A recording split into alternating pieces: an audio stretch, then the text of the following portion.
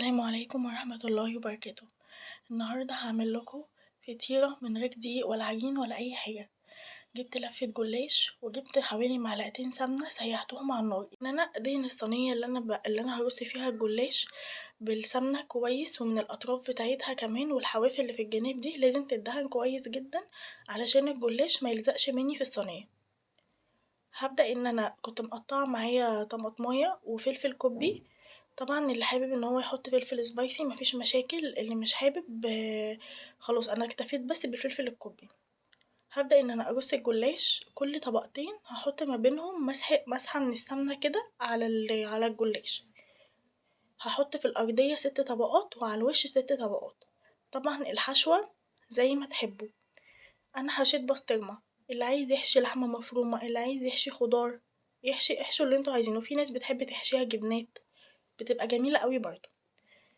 يبقى انا هنا حطيت اول طبقتين وبدأت ان انا ادهن سمنة، وما بين كل طبقتين هدهن سمنة لحد ما اخلص ال6 طبقات بتوعي، يعني ما بين كل طبقتين دهنة. تمام. هنا بقى ايه، بدأت ان انا اقفل الجلاش من الجوانب كويس علشان يتقفل معايا وانا بقطعه ما يخرجش منه حاجة او الجوانب بتاعته ما تفكش ولا اي حاجة.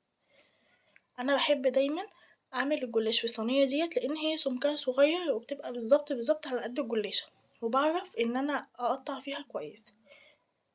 اهو ديت الوش الرابع.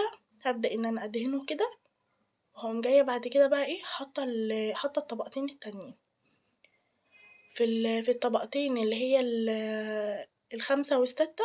على الستة بقى من فوق هبدأ ان انا احط الحشوة بتاعتي. انا هنا هحشيها بسطرمة وفلفل وطماطم وجبنة موتزاريلا.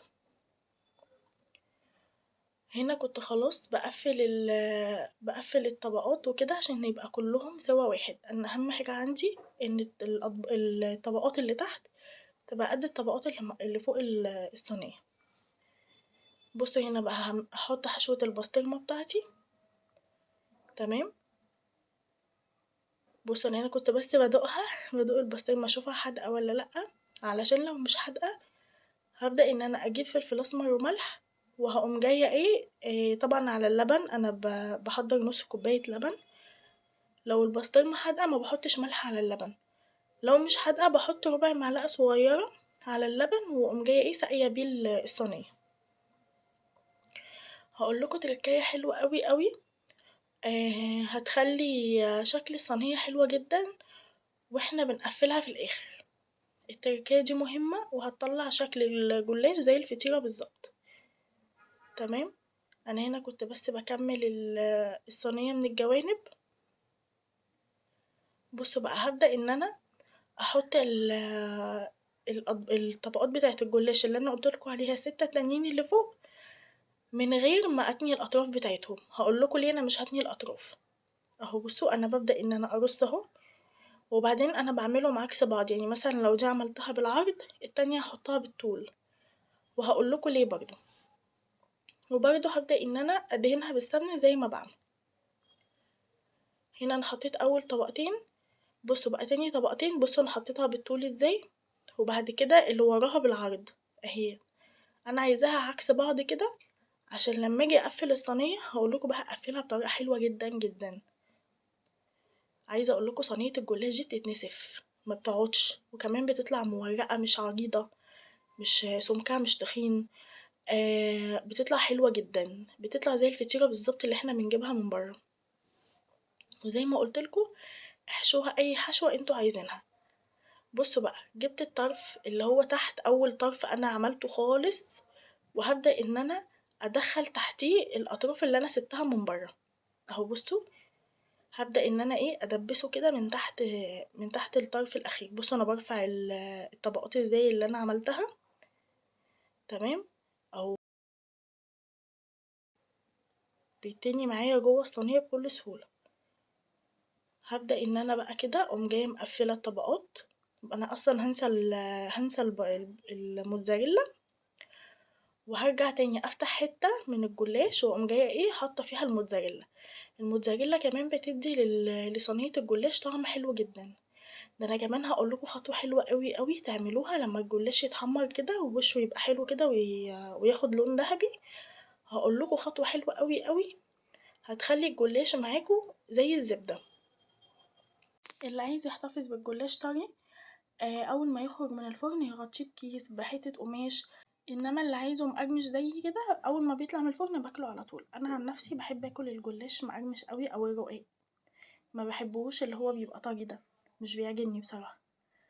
المهم حطيت البيض الموتزاريلا سوري، حطيت الموتزاريلا وقفلت كويس الصينية من الجناب. بصوا بقى شكلها طالع عامل ازاي. هبدأ ان انا بعد كده اقوم جاية مقطعة الصينية مربعات. انا بحب اقطعها مربعات، اللي عايز يقطعها مثلثات عادي براحتكم، يقطعها تقطيعة البيتزا يعني. هبدأ ان انا اجيب الصينية كده وابدأ ان انا اقطعها مربعات على حسب المربع انا عايزة حجم المربع قد ايه يعني. المهم هبدأ ان انا اقطعها كده. بصوا بقى هكون محضرة عندي نص كوباية لبن دافية، هحط عليها حبة فلفل اسمر يعني ربع معلقة صغيرة. طبعا الملح هحطه على حسب ما انا عايزة يعني، انا كانت البسطرمة دي معايا مش حادقة فحطيت ملح، لو البسطرمة حادقة مش هنحط. السجق مثلا بيبقى عايز ملح بيتحطله ملح.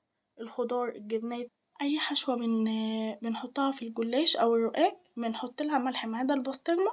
لو حادقة مش بنحط ملح، لو مش حادقة بنحط لها ربع معلقة ملح صغيرة خالص على حسب ما انتوا عايزين. يعني انتوا هتحطوا حبة ملح كده لو دوت المقدار الملح اللي انتوا عايزينه، الحدق اللي انتوا عايزينه تمام، مش هو خلاص بتزودوا بقى بتقللوا على حسب ما انتوا عايزين الملح عامل ازاي في الحاجة. هبدأ ان انا بعد ما قطعتها مربعات كده هاجي على الوش كده واقوم جاية حاطة دهناه بردك بالسمنة اللي انا كنت مسيحاها، هدهنه دهنة حلوة عشان الوش يتحمر معاه. بصوا في ناس بتحب تحط بيض بس انا مش بحب البيض بحسه بيزفرها. بصوا اللبن وانا كنت حاطه عليه فلفل اسمر والملح ورشيت بيض. هنا بقى كان الجلاش استوى، بدأت ان انا احط عليه رشة من الجبنة الموتزاريلا وهدخله الفرن تاني ياخد وش كده الموتزاريلا بس تسيح. وبكده كان الجلاش معايا خلص.